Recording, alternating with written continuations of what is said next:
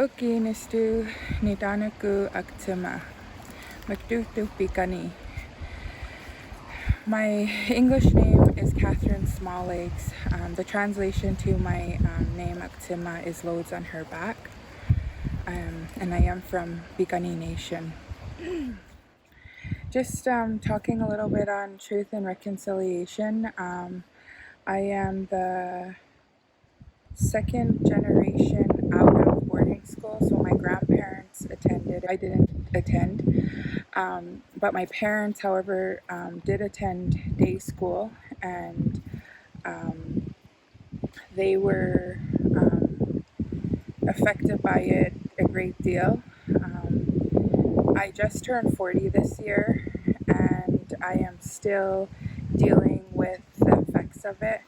We actually have just come out of some things that we dealt with within our own immediate family that were direct effect of childhood trauma. And that childhood trauma stemmed from the residential school because my grandparents who went to residential school, so on my dad's side, there was my grandfather, Nakyokiayo, Andrew Smalllegs, and my grandma, Ininaki, Bernadette Smalllegs, also McDonald from Kainai Nation. And then my mom's parents, Rose and Dennis Pard, I'm still learning their Blackfoot names. And so I only recently learned of, their stories within, I want to say probably within the last 15 years. I started to learn more about that history. I never really understood all, what we went through. My trauma started around the age of 5, and that came with like addictions and that kind of stuff. And so I never really understood like why I went through stuff that I did, growing up, and all this kind of stuff that my parents went through because of the abuse that they went through in their life. And it was very tough abuse. It was, physical, it was mental, it was sexual. They went through that abuse, but I only started to learn of that as I got older, and even more so now as I'm going back and starting my healing journey. I started it about maybe 8 years ago, and now I'm finally starting to understand why I went through everything that I went through at a young age. And so I'm learning more and listening more to the stories so that I can have a better understanding of why I had to go through all the trauma I went through when I was younger, and kind of put it all into place so that I can continue, because I now have children. And I often hear people, especially at my generation and a little bit younger, maybe a little bit older, saying, we should get over it. It was a long time ago. Like, people really don't have the true education of what had happened in our history, because it was so hidden. So, a lot of us are just learning that. Like I said, I'm 40, and we're just now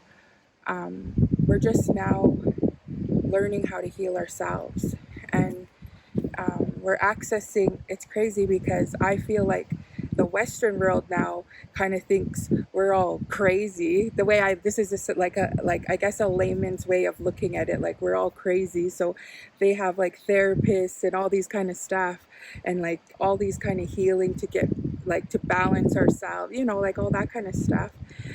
Which that was who we are before. We were very balanced people. We were very at one with Mother Earth and with nature, with everything. We were very balanced. And so now it's kind of seemed like reverse, that we're using, the Western way to kind of heal ourselves now. Before, I couldn't talk about it. I was always like very hush hush, and like, because our people became very, we became very separated when at one time we were very united. And that was something that we really thrived on, and we really honored, and, to be connected together, and right now we're so divided. And with our way, when I was young, I was a little girl, and I remember my grandfather, Andrew Smalllegs Napiokiayo, and my grandma Bernadette. I'm the one of the oldest granddaughters in both my mom and dad's family, and I seen a lot, and I went through a lot. And one thing I do remember is, um, being raised with down by, the Flume, where we're from, like where my one of my clans are from, and the Omioxixiks. And I remember being there in ceremony through our sweats, and with my grandpa Jimmy Small Lakes as well, and my grandpa Andrew. They taught us a lot of stuff, us older, ones, but we went away from that, and being trying so going back to, these things that are helping us heal now. We have to go back to that, because that's, to me, I believe that's our true healing, is getting connected with, you know Mother Earth and Istabactabeel. He's our main. Istabactabeel is our one who we live for. I feel like I'm finding my true identity through my home, and trying to work it out and fix all these things in my home. We went away for it for many years because of all this trauma, and you know, we went through away from it because of grief, loss. We had a lot of loss, and a lot of that came from addictions, from our people masking what they've been through addictions, or through, a lot of stuff. Like, our people are very strong people. They're very kind. They're very helpful. They're very, they'll give what they have on their back for people, but it's, it's very hidden, because we have so much on us because of all this trauma. I think in order for us to really move forward, there has to be a lot of understanding from the outside world. A lot of education, and educating people to why our people are the way they are today. And that we can't just get over it. And it wasn't way back whenever they think it was. It's now. It's still now. It's still living. It's still living through my children, because my parents couldn't break all the cycles. They tried the best they can. Then now it's me. I couldn't break all of the cycles. Now it's my children, and hopefully soon we can get it out of the children. But there is there is a lot of things that, some people, they're living a good life in the Western world, financially, materialistically, that kind of way. But they're still on our nation, or they're still amalgamated with us. And so it's so they're bringing that way towards us, and that's where you start looking down on our people, and that, like, looking down on each other, fighting amongst each other, because there's no true understanding. We're very mixed up. I think that the true understanding of what we've really went through is is key into getting, real truth and reconciliation. Because I'm living today in 2000, August 8th, is it today, 2023? I'm still trying to heal myself, because my grandparents, and both my parents and my mom's parents, were very abused in boarding school, and they were never taught how to be parents, and my parents weren't taught how to be parents. And so now, and I was slowly, it's slowly coming out now that we're learning, as we connect back to who we are. And so I hope one day that we can, build those bridges and people can really understand so that we can, continue on our healing journey and our people can come, because I truly believe our people are going to help everybody in this world, because we're strong people, all of our people, all of Bigani, all of, all of Blackfoot Confederacy and so forth out into the other tribes, very strong people. I follow my grandfather, Napio Gayo, my dad, Manina. And, right now with me, I would be following my husband. However, he's Christian and he's still learning too, because he never got taught any of that. But I can't speak on him. But we're still dealing with, we got married 23 years ago. I was 17 years old. So I'm just learning stuff with him.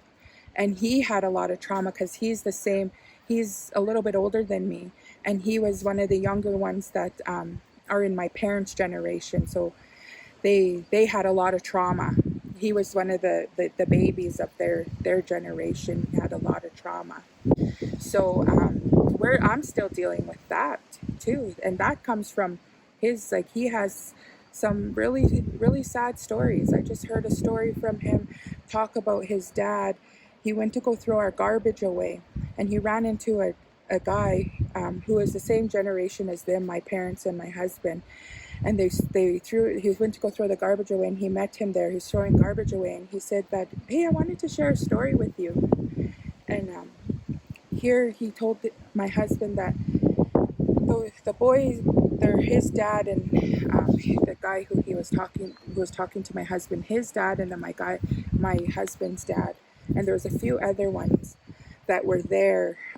They're being naughty in boarding school. And they said that they brought them to the stairs, and it was like a cement stairs that went all the way down. And there was eight boys that were lined up on there. And my husband's dad was one of them, and then the guy's dad was one of them. He was talking to my husband, telling him this story, and he said he went to the littlest boy, and that priest kicked his back, and he went rolling down that, and he died in front of all those boys. And that was the first time that my husband came home, and he sat there, and he was so quiet, and then next thing here, he just went into like tears. And he said that he just started getting ready, and I said, well, what happened? And then he started telling me. And he said, I never knew my dad went through that. And so he went out there, and he started a process of trying to talk with his dad, but it never continued. So, those are the things like that. I only share that with my experience. So my kids are affected by that.